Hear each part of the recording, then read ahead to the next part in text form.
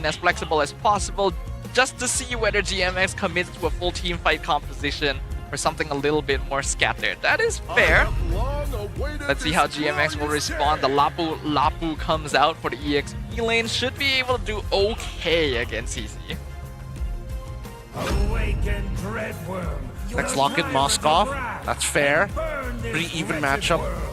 Moskov, Lapu. So they've got dive. They've got like a decent amount of burst. Two consistent means of damage, while having minimal to no peel other than the Baxia. I don't know. It's a bit of a risky comp coming up from GMXK's side, because if Vamos is able to outplay some of the big ults, right? Especially when it comes down to Lapu jumping in with the bravest fighter, there's a lot of ways for Vamos. Yeah, and now with the Lunox, they're really giving GMXK no options to find pickoffs within the laning to mid-game phases as we progress.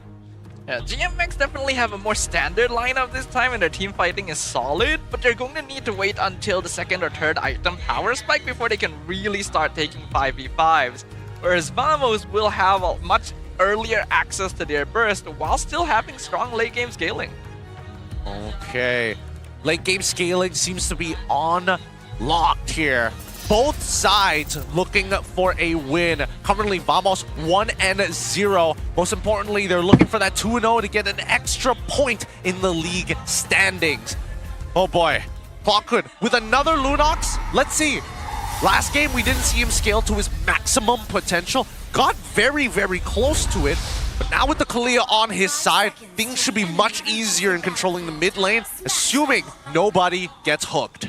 Well, in Game 1, we got to witness Vamos wash away the competition with the expanding rivers. Will they now be able to take a flight in the skies across the clouds? Or will GMX Kalantan find the stride they need to bring us to a full series? Ladies and gentlemen, we are jumping into Game number 2. Straight into it. See both sides looking to fight for control at this stage of the game. And again, very passive laning from either side, right? Natco doesn't want to make a mistake. QT, same thing for him. But even worse, he's the one who has to hold the Purify. Ima has to be the one who holds that Purify. And Gojas playing the lane perfectly against Munster right now. It's going to be a rough lane for Munster. Lapu is not a bad matchup, but it's also not a particularly good one. CC is strong because he is going to be able to win out this lane often. For some reason, choosing not to take the Cloud to get the lane faster. Yeah, he's like, I'll leg it, don't worry.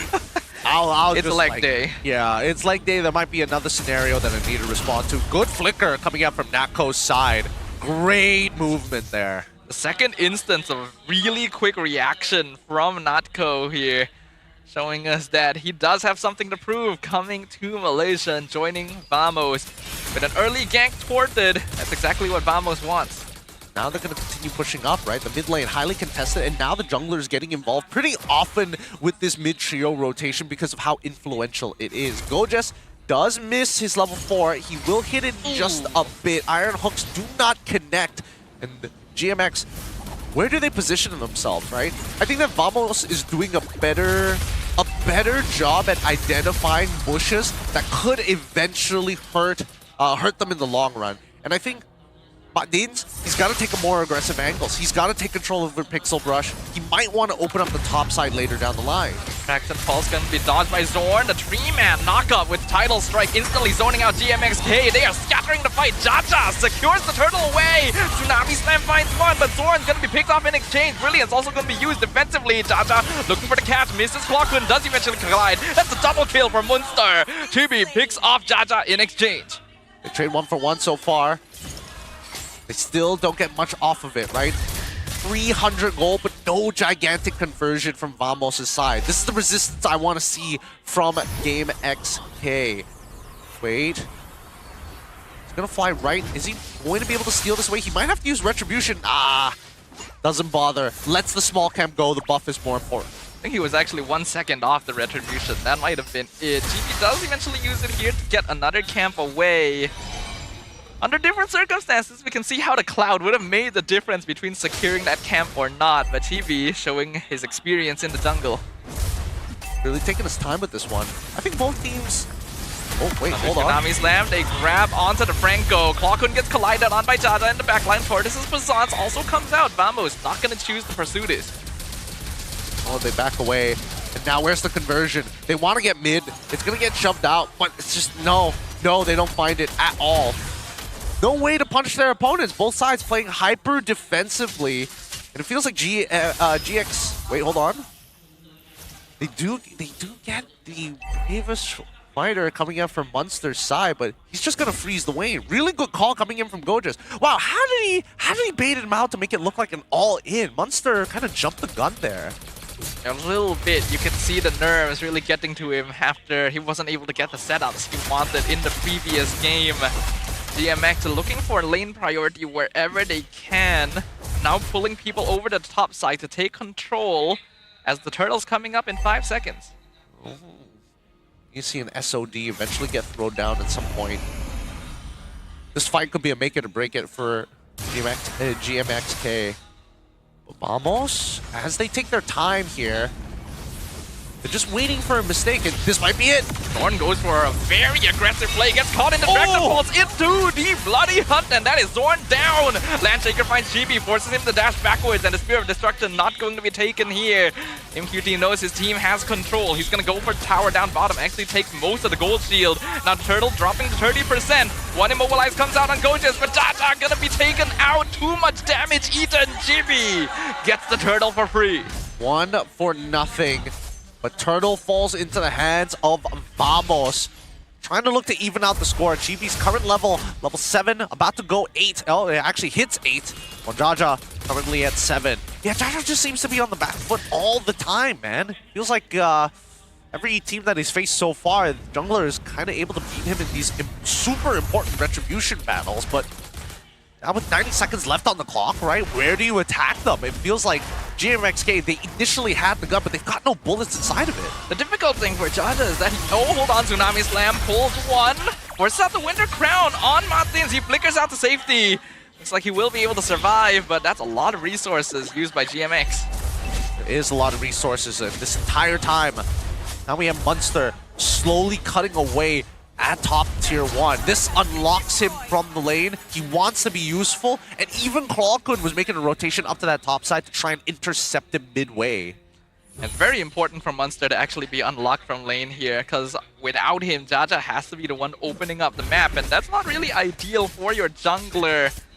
This Franco needs to stand back to find those hooks in the first place. So far though, goal lead's still very even. Looks like Vamos isn't particularly skilled at farming quickly with this new gameplay style. Seems like it, because the numbers are telling us that right now a majority of this gold lead is actually in the hands of Chibi, right? So he has somehow generated an extra 200 more gold. Back and forth doesn't stop, and now that Natko, all right, second item complete, the Sky Piercer. This one is going to be extremely important because so far there has been a couple of moments where we saw GMXK have awkward anti-synergy is what I would call it, right? Martins tries to throw the hook. He's trying to make sure that the traction beam lands it to set it up for him. Just not as clean as Homeboys right now. Yeah, we've seen the traction hook before, but it is something that can be played around. Requires a lot of resource commitment. Gojas currently controlling the turtle. Traction Pulse comes out, misses completely. Iron Hook comes in, the two-man title strike knockup. Chibi secures the turtle. SOD connects, Brilliance comes out as well. The fight is split in half right now. Martin's not really able to get into the action, but Munster doing a great amount of damage. That's a killing spree. Zorn, the only casualty of the fight.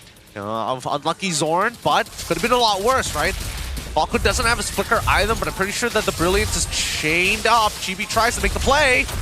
Like he will dash back to the safety of his team, just aiming to clear the minions while poking as much as possible. I'm surprised that Martins let him get away with that.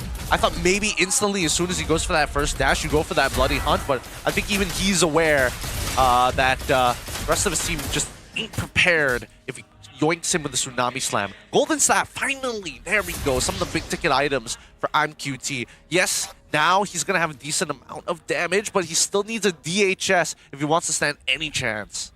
Needs to finish that Trinity. The consolation is he's not that far behind in gold compared to Natko right now. Fortunately, the mid laner is having a little bit of difficulty keeping up. And looking at the builds as well, Martins going for the slightly greedier Franco build. seems to be Winter Crown into fleeting time. Bot tier 1 already collapses. Man, this is a very slow and painful game because no openings are being given, and I think everybody is kind of scared to force it. Gojess so far has been extremely brave, but no conversion on his side. Tsunami Slam finds the box. Yeah, Traction Pulse going to be dodged. Very well done. Curtain Call comes out as well. Jaja will survive. 20 seconds left on the clock. We've seen every movement based on the map.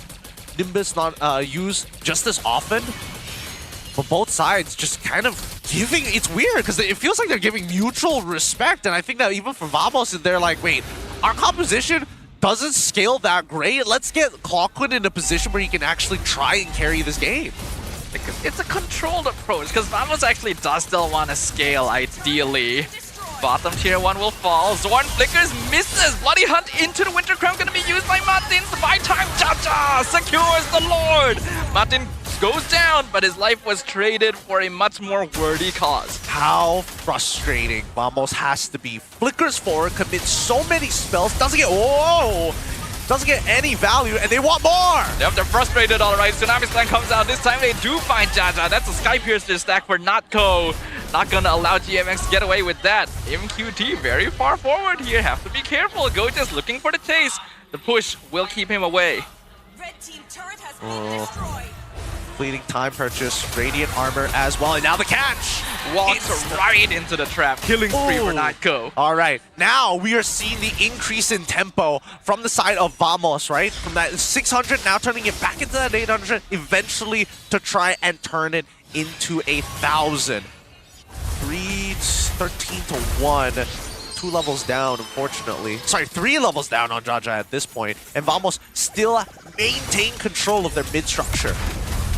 Hard for GMX to push. Traction Pulse misses. Tsunami Slam pulls into Franco. You don't have Winter Crown this time, my friend. That's a mega kill for Notco. They back away. They gotta make sure that they are checking river lines. Nowhere is safe. Now, Nimbus Cloud being taken by Clockwood. If we can get the items to pop up, that'd be great. Currently want to see him where he's at in his build, right? Because again, magic items are particularly expensive. We'll see. What we do know, though, is that Notco is at 500 stacks. Also 40 stacks on the Sky Piercer, so this Granger is starting to come online in a big way. 2k lead for Vamos. Jaja decides to start the fight into Zorn, gets pulled into the rest of Vamos. Another title strike knockup. Vamos not quite in the position to really follow up on this. Martin's looking for an engage, but he's eating too much damage. And nice flicker from Notco avoids the Land Shaker. Vamos doesn't get any kills, but they get control over the jungle. Yep. Oh, man. They're getting muscled out at this point. QT finally completing the Trinity 11 minutes and 29 seconds into the game.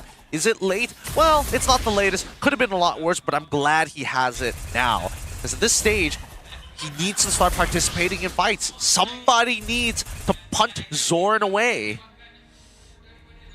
Who is going to be able to do that? Unfortunately, so far this game, I've really not seen much impact from this Franco pick on Madins. There was that one play where the Winter Crown bought them time, but besides that, the hooks have not been landing, and his lack of bulkiness is not giving GMX much space. Not at all. Speaking of space, you see all four members from the side of Vamos convoying through the river. Wait, is Jaja about to make contact with them? Nako, he needs to hide in a bush right now, but GMXK don't want to go any further than this. They just want to control this bottom side, deny pathways to the Moskov. But is this really the part of the map they should be controlling? Lord is on the top half, and Vamos now is just gonna slowly zone them back. Jaja might be caught here. Traction Pulse gonna stop the Tsunami Slam, but it goes through anyway. Bloody Hunt comes out, but it's on Gojess with Vengeance. He takes basically no damage. Vamos walks away with everyone still intact. Vaima trying to chase Spear of Destruction, misses Notco. That would have been so big if it landed. Chibi still continuing the fight. Munster low, that's a shutdown from Chibi. Winter Crown comes out, but Martins is surrounded. It's a monster kill for Vamos. Just slapping them up, 3 for nothing, and Clockwood has finally hit the Divine Glaive, which means he's huge, not only with his passive, but how good he's got with magic scaling ratios. This is not so good. Tsunami Slam does get purified out. MQT is alive, but not his mid inhibitor. Some fare well than others. Oh, okay, the recall. There is no Loi in the game. 5.9k lead for the side of Vamos. Chibi single-handedly taking down the Lord all by himself. This could be the push that we've been waiting for, right? GMXK, two missing inhibitors, a third one on the way. Sorry, the second and third one going to be on the way, but they're just waiting for the Lord and the Lord-empowered minions before they break those structures. It's been a slow build-up, but Vamos now has a 7k gold lead as well. GMX, I don't really know if they have the items to be able to stop this push, and even with the Cloud, they don't really have the right heroes to really maximize it. Lord pushing in. Zorn with the flicker. 3-man title strike. Knockout gets the Tsunami Slam pullback. Munzer has used the ultimate to escape godlike streak from Natco. They're punching them down one by one. Base wide open, bottom inhibitor will fall. Only one minion there. They're trying to clear it. The Iron Hook finally lands on Goges, but what will it cost? The base is wide open. Martins will go down. Another wave of minions comes in as if fate ordained it. Vamos is still staying in the base of GMX Kalantan. They're trying their hardest.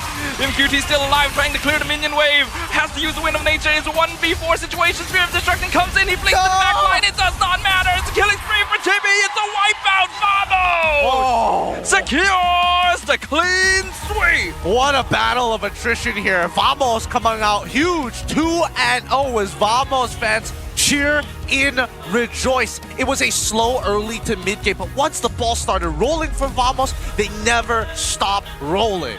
And that is the Vamos style right there, ladies and gentlemen. We wondered which of these teams would be able to prove their adaptation to the new patch quicker. And it seems this time it is going to be the mask of Vamos themselves. Woo! Vamos showing us what it's all about. GMXK, we're seeing more resistance. They're getting better. And keep in mind that they will be playing later in this week again. Now for Vamos.